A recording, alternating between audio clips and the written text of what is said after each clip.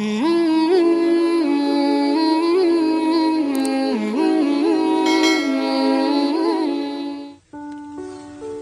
hari, tokoh besar bernama Imam Hasan Al-Basri tengah berjalan di pasar kota Basrah. Datang seseorang lalu bertanya kepada beliau, "Ya Aba Ishaq," wahai Abu Ishaq, panggilan buat Imam Hasan Al-Basri. Katanya dalam Quran itu, "Ud'uni astajib lakum." Berdoalah kepadaku, aku akan jawab doamu. Mintalah kepadaku, aku akan penuhi permintaanmu. Begitu janji Allah dalam Quran. Lah kami ini, kata si orang tadi, sudah lama berdoa kepada Allah. Sudah banyak kali kami memohon kepadanya. Wah, kok sampai sekarang doa kami nggak dijawab-jawab, nggak pernah dikabulkan. Ini bagaimana? Katanya berdoa, aku kabulkan. Sudah lama kami berdoa. Kenapa nggak pernah dikabul-kabulkan? Apa doa kami salah pasang? Apa Tuhan pas kebetulan nggak dengar? Atau bagaimana ini? Imam Hasan Al-Basri senyum lalu menjawab, "Ya ahlal Basrah, hai penduduk Basrah, hatimu mati. Dari hati yang mati, bagaimana mungkin doa akan terjawab? Tidak ada getaran yang menyebabkan channel kepada Allah itu nyambung. Tidak ada. Dari hati yang mati, doa tidak mengeluarkan getaran untuk sampai kepada aras. Hatimu mati, maka doamu tidak dikabulkan." Kita renungkanlah jawaban ini. Sederhana, doa tidak didengar Tuhan. Permohonan tidak dikabulkan olehnya. Tapi kalau kita mau menukik kepada renungan yang lebih jauh, kemalangan apa yang lebih besar selain daripada kalau Allah sudah berpaling kepada kita dalam hidup ini? Permohonan tidak didengar, doa tidak dikabulkan, Allah sudah masa bodoh dengan kita. Kemana lagi langit tempat kita bernaung? Kemana lagi bumi tempat kita berpijak? Kalau Allah sudah berpaling dalam hidup ini kepada kita, itulah kemalangan yang paling besar dalam hidup ini. Sementara kita berleha-leha, menurut kita kemalangan itu kehilangan jabatan, kemalangan itu kehilangan harta benda, kemalangan itu adalah kehilangan orang yang kita sayangi. Allah berpaling dalam hidup kita, tidak pernah kita melakukan evaluasi. Nah, apa yang menyebabkan hati itu jadi mati? Sehingga tidak ada getaran yang nyambung ke aras, yang mengakibatkan Tuhan berpaling dari kita. Doa tidak lagi didengar, permohonan tidak lagi dikabulkan. Ada beberapa hal yang menyebabkan hati jadi mati, sehingga doa tidak terangkat. Imam Hasan Al-Basri menjelaskan beberapa faktor yang menyebabkan hati menjadi mati. Tidak ada lagi getaran yang mengantarkan doa ke aras, sehingga Tuhan pun berpaling. Yang pertama, kata beliau, "Araftumullaha wa lam tu'tuhu haqqah." Kamu kenal Allah, tapi haknya untuk disembah, kewajibanmu untuk menyembah, tidak pernah kamu laksanakan. Bagaimana hati tidak jadi mati? Kenal. Siapa pencipta alam semesta? Allah. Siapa pencipta lautan, gunung, sungai? Allah. Siapa pencipta langit dan bumi? Allah. Siapa pengatur segala-galanya? Allah. Sholat apa tidak? Tergantung kebutuhan. Kamu kenal Allah, tapi haknya untuk disembah, kewajibanmu untuk menyembah, tidak pernah kamu laksanakan. Bukankah simpel bahwa Fatihah saja mengajarkan iyyaka na'budu wa iyyaka nasta'in? Hanya kepadamu kami menyembah dan hanya kepadamu kami mohon pertolongan. Tertibul kalimat, na'budu dulu baru nasta'in. Kalau na'budu terlaksana, nasta'innya pasti top chair. hanya kepadamu kami menyembah, hanya kepadamu kami mohon pertolongan. Kalau ibadah beres, pertolongan pasti datang. Doa didengar, permohonan dikabulkan, munajat pun diterima. Kenapa? Nak budunya beres, maka nasta'innya nikmat. Tidak diajarkan kita iyyaka nasta'in wa iyyaka na'budu, tapi na'budu dulu, baru kemudian nasta'in. Kalau hati tidak mau mati, janganlah pengenalan kita kepada Allah tidak diiringi dengan pendekatan kita kepadanya. Bagaimana cara mendekat kepada Allah? Logika saja. Mau dekat dengan presiden, ikuti peraturan yang dibuat oleh protokolernya presiden. Mau dekat dengan gubernur, ikuti peraturan yang disusun oleh protokolnya gubernur.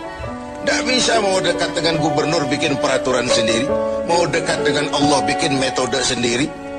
Dengan jalan ngelamun, duduk madep ngidul, bengong 4-5 jam lalu mau dekat dengan Allah.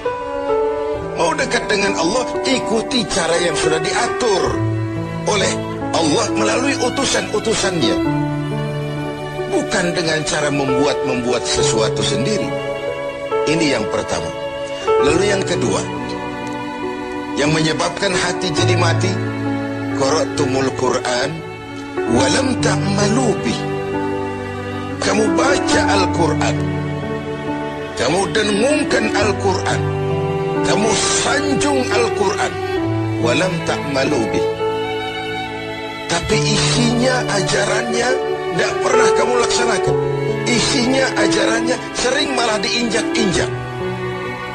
Bukankah kita hidup di satu zaman di mana tuntunan sudah menjadi tontonan, dan tontonan sering dianggap sebagai tuntunan? Bukankah kita hidup di satu masa di mana orang yang jujur dikhianati dan pengkhianat malah diberikan amanah? Bukankah zaman ini sudah terjadi pergeseran nilai yang sedemikian rupa?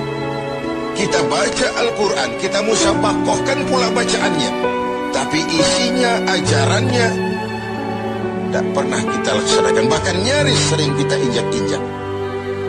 Hati jadi mati. Sama dengan kalau kita dikirimi surat oleh seseorang yang sangat kita kagumi. Kita baca surat itu siang malam. Kita ceritakan kepada orang, saya dikirimi surat oleh orang yang sangat saya kagumi. Tapi perintah yang ada dalam surat itu tidak pernah kita laksanakan. Saya percaya betul yang kirim surat mesti marah. Kau baca itu penting supaya kau ngerti apa isinya, tapi setelah kau ngerti mau ya laksanakan. Begitu Al-Quran diturunkan kepada kita, kamu baca Al-Quran tapi isinya tidak pernah kamu amalkan. Bagaimana hati tidak akan menjadi mati karenanya? Pemirsa TV7 yang berbahagia, yang ketiga penyebab hati itu menjadi mati, akaltum ni'mata rabbikum walam tashkurulah. Kamu makan nikmat Tuhanmu, tidak pernah kamu bersyukur kepadanya. Ikan Tuhan di laut itu tiap hari diciduki, tapi Tuhannya diabaikan. Tidak pernah sesaat pun dalam hidup ini nikmat Allah pernah berhenti. Sejak kita bangun tidur sampai kita tidur kembali, bahkan tidur itu sendiri. Dari sekian nikmat yang kita tidak akan pernah sanggup menghitungnya, Tuhan cuma minta syukuri nikmat itu.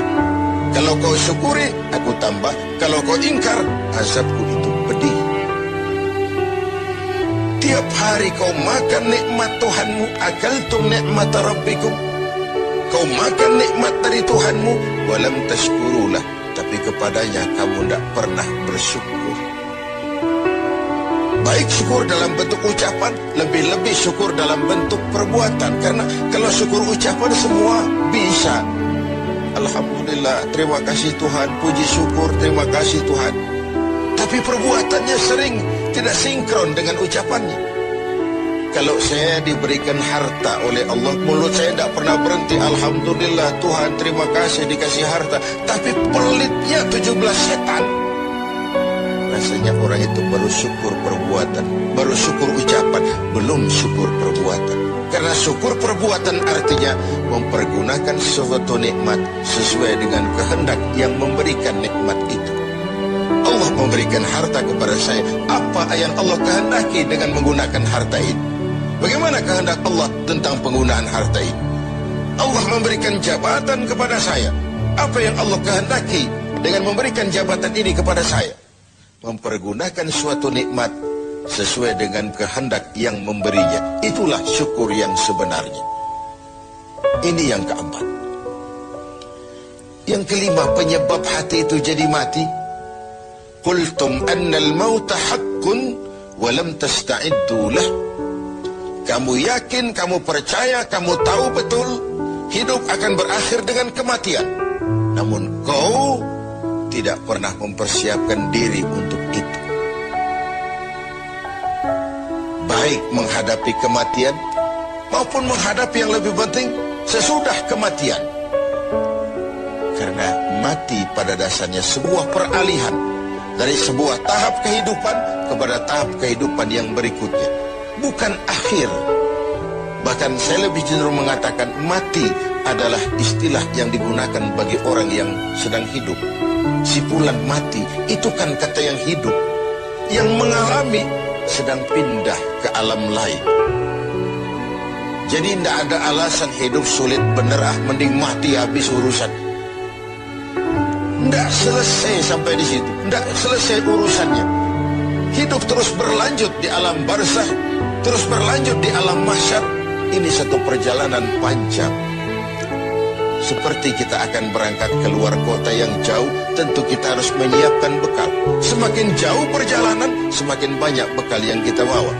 Kalau Anda akan berangkat jauh, tidak bawa bekal berangkat juga, itu kan nekat sama namanya.